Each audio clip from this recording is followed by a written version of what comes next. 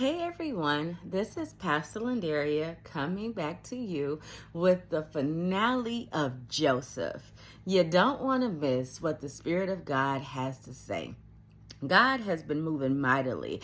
And this last part of Joseph really touched my heart because a lot of us have been the Josephs of the family. A lot of us have been the forgotten ones, the black sheep. When you tell someone your dream and they know that it's true, they want to dumb it down, and some of them want to persecute you, in order for that dream not to come to pass. But if God said it, it shall come to pass. God is not a man, so it's impossible for God to lie. So even though Joseph disposed of this dream early on in his life, he got persecuted for it. And if you go back to the very first part, on part 1, it gives the story of how he was sold, in fact, into slavery by his brothers. And his brothers, in fact, were plotting to kill him. But that was a little bit too crucial. That was a little bit too harsh. So they decided to sell him to the first bidder. So he went through this journey of life, all because he had a dream. And all because he told his dream to some people that he perceived to be his family. And in fact, they were jealous of him since he was a baby because his father favored him. And his father gave him a coat of many colors.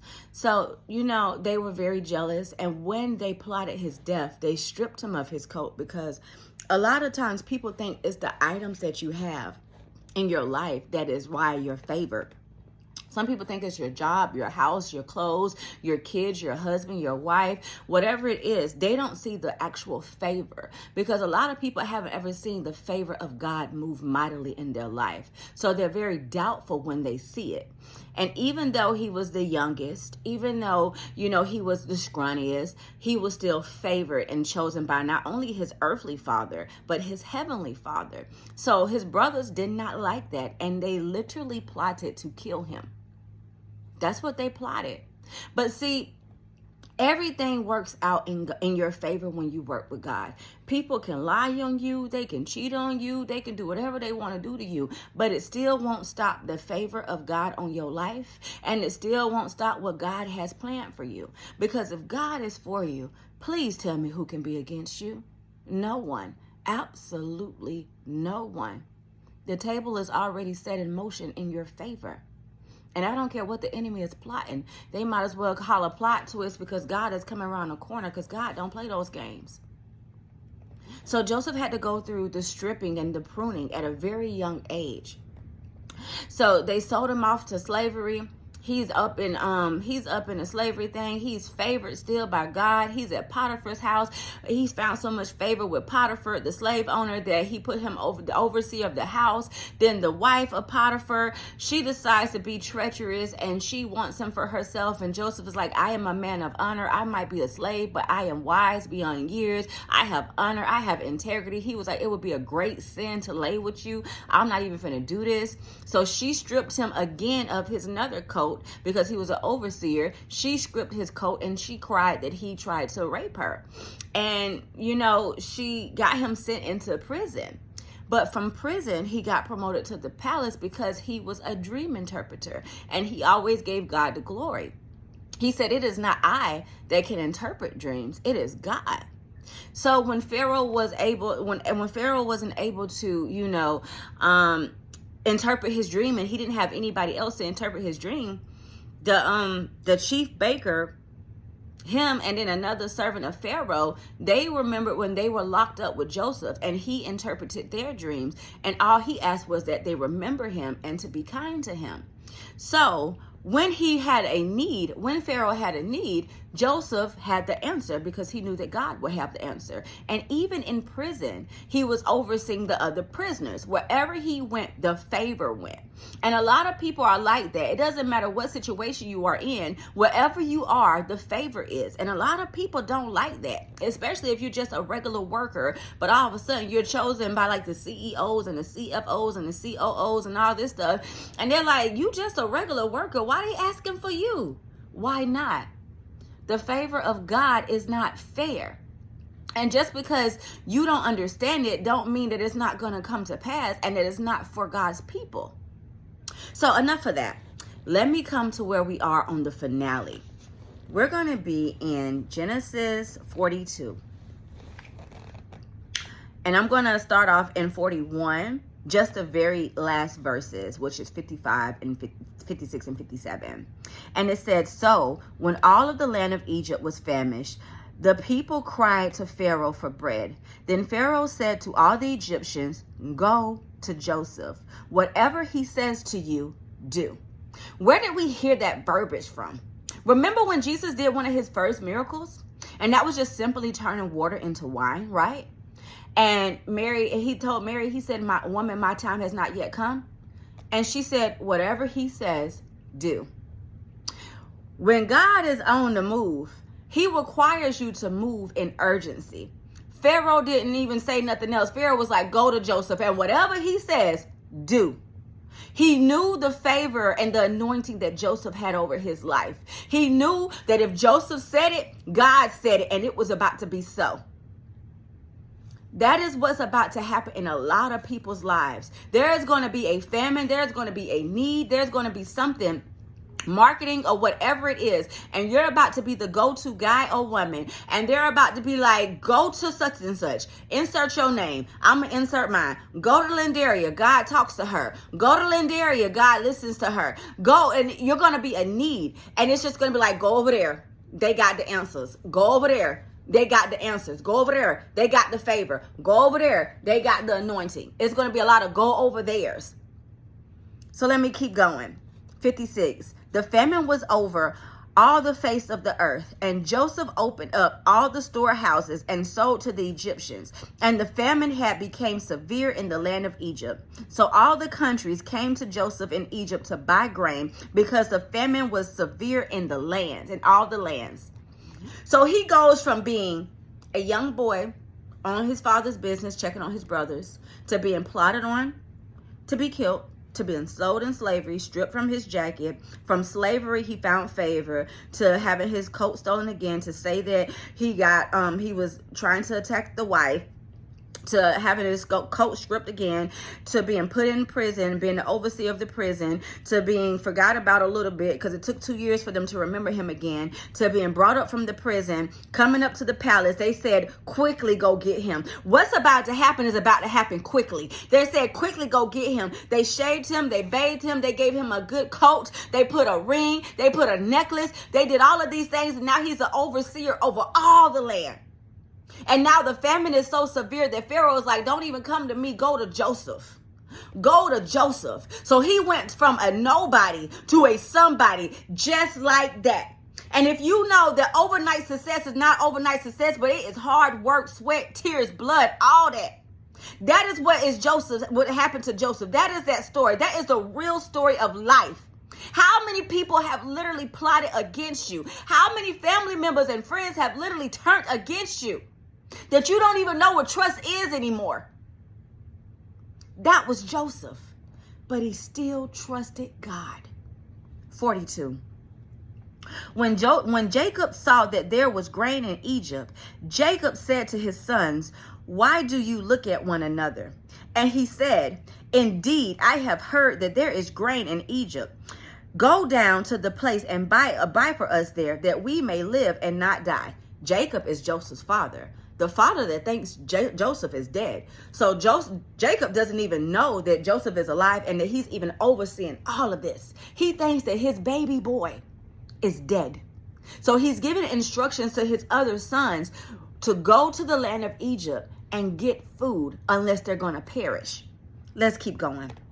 So the 10 brothers went down to buy grain in Egypt. But Jacob did not send Joseph's brother Benjamin with his brothers, for he said, lest some calamity befall him. Even the father doesn't trust them anymore. I don't believe that the father ever believed that, that they protected his son, because why wouldn't he send his other son with the brothers? He knew something shady happened, but he didn't want to just say it. It's a distrust. It's a dis-ease there with that father. And he was like, no, the last time I trusted y'all with my other child, he didn't come back home. But y'all had a nerve to bring y'all behind back in here with a coat talking about something killed my son. Where was y'all squaring up with the belt? Yeah. So the daddy's like, nah, y'all not finna get my other child. But y'all can take y'all big behinds down there. We gonna die if you don't go get some grain. I'm too old to go down here. But y'all finna go down there. All right. So it says, 5. And the sons went to buy grain among those who journeyed for the famine in the land from the land of Canaan. Now Joseph was a governor over the land, and it was he who sold all to the people of the land. And Joseph's brother came and bowed down before him. Joseph's brothers came and bowed down before him with their faces to the earth. Your enemies are literally about to be at your feet. And I'm just getting chills talking about this. I don't know who's been against you and who's plotted your demise, but there's about to be a need. And I can say this with the full confidence of God. There's about to be a need for somebody like you. And your enemies aren't even going to recognize you because you're going to have this glow so big on your life. And so many people are going to be coming to you that they can't even think or fathom that that is somebody like you. So they're bowing down before the very brother that they plotted death, the very brother that they sold into slavery, the very brother that they're still lying to their dad about this day, about his life. They still had years to tell their dad, your son is not dead. He is surely alive. We sold him into slavery. They're still being liars. And they had to bow down before him till their faces was on the earth.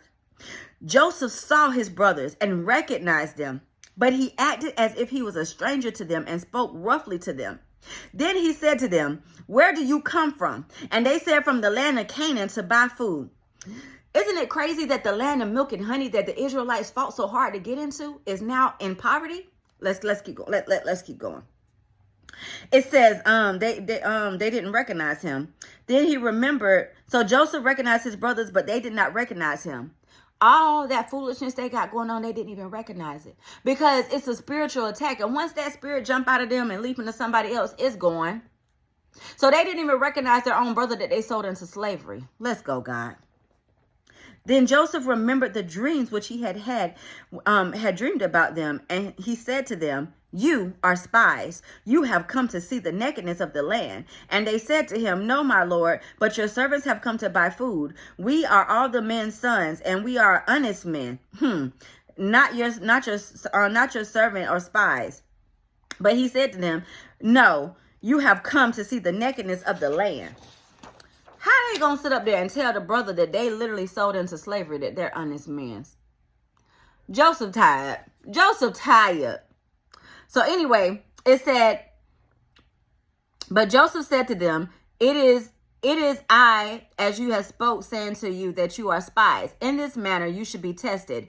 But for the life of Pharaoh, you should not leave the place unless your younger brother comes here. So they basically, Joseph is like saying, y'all are spies. I don't care. Joseph just messing with them at this point because he know who they are.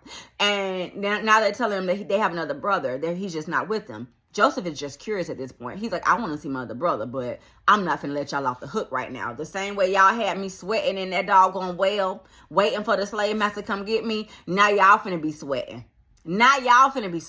So go get your other brother and bring him back. If not, y'all spies, I'm gonna kill y'all. And that's how he played it. So he put them in prison all together. Then Joseph said to them on the third day, do this and live, for I fear God. Now Joseph knows that he's being petty at this point.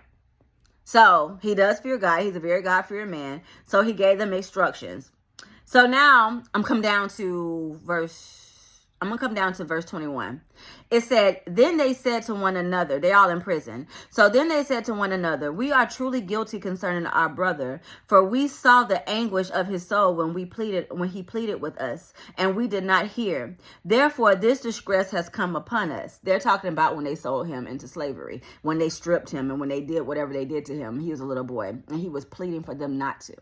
Yeah. And Reuben answered them, saying, did I not speak to you, saying, do not sin against the boy? And you did not listen. Therefore, behold, his blood is now required of us. So Reuben is like, I told y'all, now we got to pay for it. Just like Cain and Abel, when God came back and he was like, Cain, where's Abel? And he was like, am I my brother's keeper? And God was like, your brother's blood is crying out from the earth. They know what they did. They know exactly what they did. Okay. And it says 23, but they did not know that Joseph understood them, for he spoke to them through an interpreter, and he turned himself away. He turned himself away from them, and he wept. He was very sad. Like, he hears them talking about virtually, like, basically plotting to kill him. and he's listening to his brothers, and he's a grown man now, but those are still his brothers. Those are still his big brothers. And if you have any siblings that are older, you always look up to them. Yeah, you fight with them, but you still look up to them. So this is young Joseph looking up to his older brothers, and he's looking at them like, why? Why? I remember a couple years ago, well, like a year ago, I was on my hands and knees when I had the greatest betrayal ever.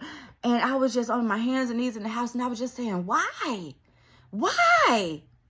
I wouldn't have hurt you. I wouldn't have did that. But you can't understand the ways of the devil. You can't understand the way of envy and jealousy or any of that, because that's not in your heart, so you will never understand. So then he returned to them again, and he talked to them, and he said, he talked with them, and he took Simeon from them and bound them before their eyes. So basically, he unbound them and he told them, I need you to go bring your brother back. He filled their sacks up with food and money and all that stuff. And he told them to go in peace and come bring your brother back. And they're afraid because their father said they can't have their brother. But if they don't come back, he basically told them he was going to kill them or lock them up. Period, point blank. So now they're going back to their father's house, and they're telling their father, like, hey, he gave us all of this, but he says we have to bring Benjamin. Now, the daddy's really skeptical, but the food is running out. So the daddy was like, you know what? Okay, either we're going to die or you can take my son. So the dad let them take Benjamin. So now they're coming back for a second time to Joseph, and they got their brother with them this time, and we're about to see what happened. We're going to jump over to 45. Then Joseph could not restrain himself. So this is them actually, let me see. So the man took the present. Okay, yeah. So we're going to come to 45. So then Joseph could not restrain himself before all of those who stood by him. And he cried out, make everyone go out from me. So no one stood with him while Joseph made himself known to his brothers. So when they came back with Benjamin, Joseph couldn't contain himself anymore. He was being petty going back and forth, but at this point, Joseph cried out loud, and he cleared the room, and he revealed himself to his brothers. And he's like, it is I. It is Joseph. It is your brother that you sold for slavery. It is your brother that you stripped of the tunic. It is your brother that you plotted death. It is I. I surely live. This is what's about to happen. See, many people wish you dead. Many people left you for dead. Many people didn't even pick you up from the hospital. Some people put you in a garbage bag and left you on somebody's doorstep and took you out into the garbage can and hoped that the garbage truck came and took you out. But God had other plans. You should live and not die. And God says that you are going to be his shining star. Joseph was a shining star. And it all had to happen because he was going to be an overseer of nations. And you are going to do the same. I don't care who did what and who plotted what. God has a purpose for your life. He has a plan for your life, and you should live and not die. And I don't care who said you ain't going to be nothing. I don't care who counted you out. They couldn't count, baby. They couldn't count. Because they would have counted you in and added tax to your name. Joseph revealed himself after he cried out loud, baby. If you ever been betrayed like that, it's a gut-wrenching cry. It is I. It is Joseph. It is your brother. I am not dead. I am alive. Although you wish me dead, although you plotted my death, it is I, the one you fired, the one that you left, the one that you hurt, the one that you abused, the one that got addicted and you thought I was going to be nothing. It is I. It is me. It is me. Look what God can do. Look what God can do. He can make a nobody somebody. He can make a way out of no way. It is me, baby. It is me. And you took one coat, but God gave me many. You took my life, but God gave me many. God gave me a purpose because there is a purpose for your pain. There is a purpose for everything that you ever been through. Come on. He wept out loud, and the Egyptians of the house of Pharaoh heard it.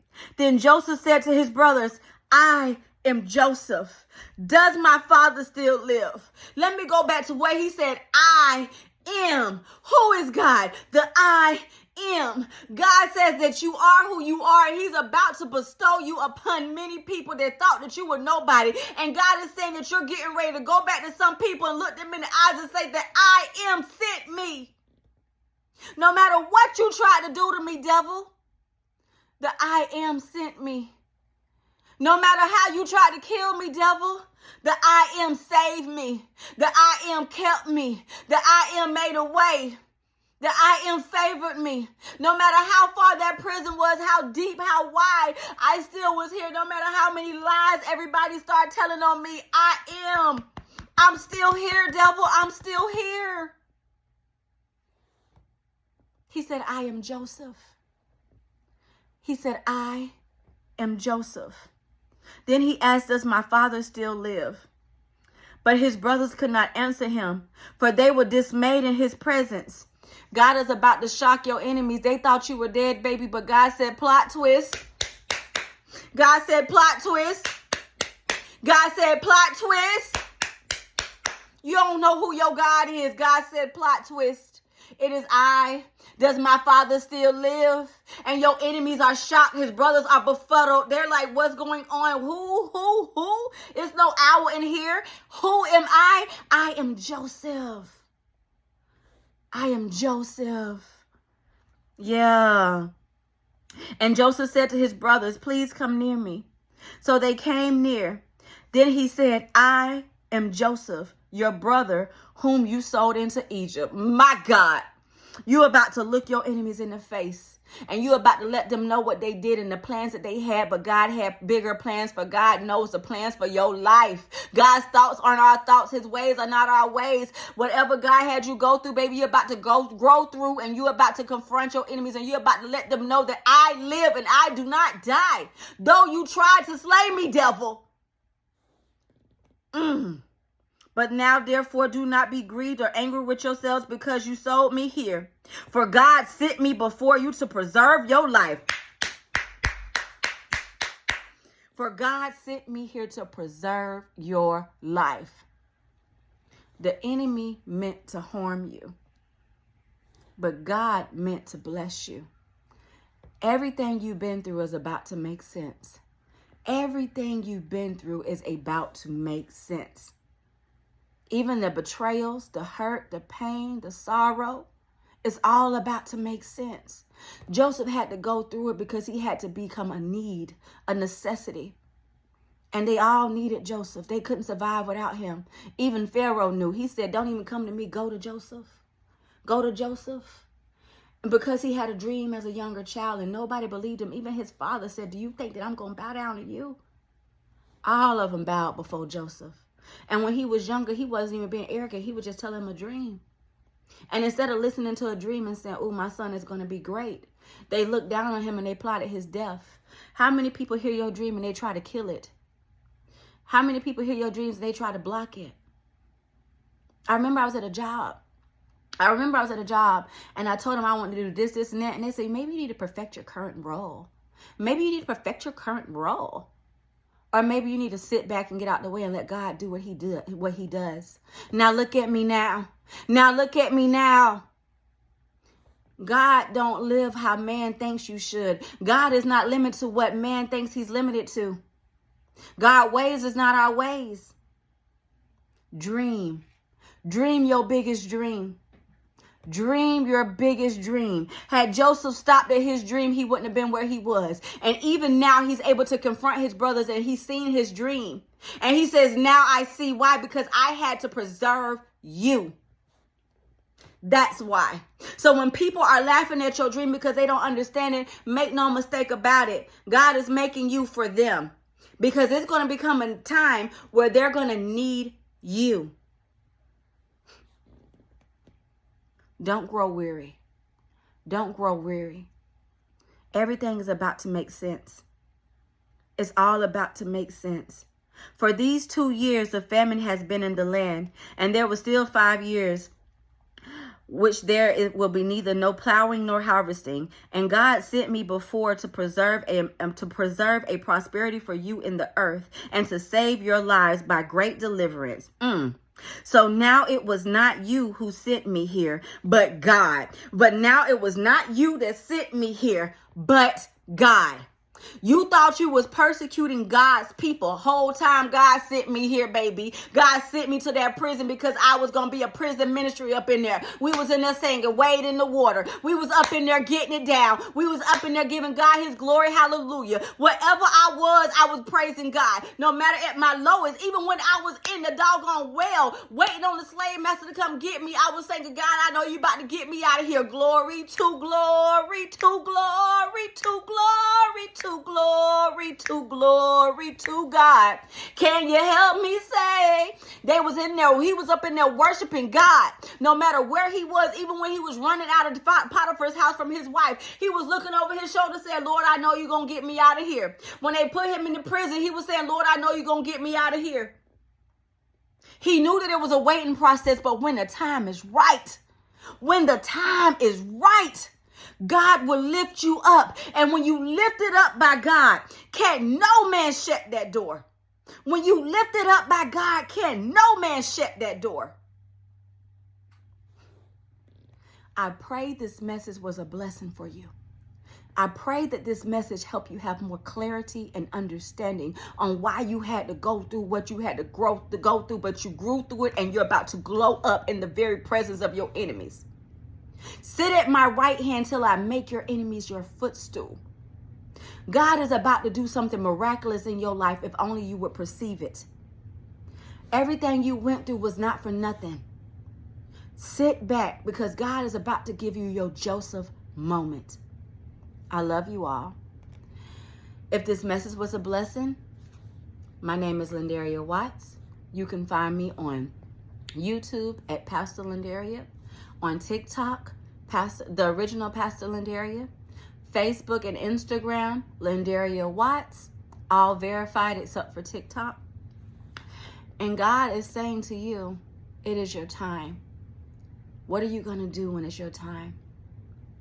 Run through those doors that God is getting ready to open for you. Run, don't walk. Run through those doors. Your Joseph time is now. And God is about to do exceedingly, abundantly, above all that you can ask, think, or even imagine. It is you. You're the man for the job. You're the woman for the job. And God don't make mistakes. And he's not a man, so it's impossible for him to lie. Everything you went through is water for your harvest, and you're about to have a grand harvest. Not even great, a grand. Because when I say grand, it's a grand opening, a grand reveal. It is you who your family has been waiting for. It is you. Go in peace. I love you all.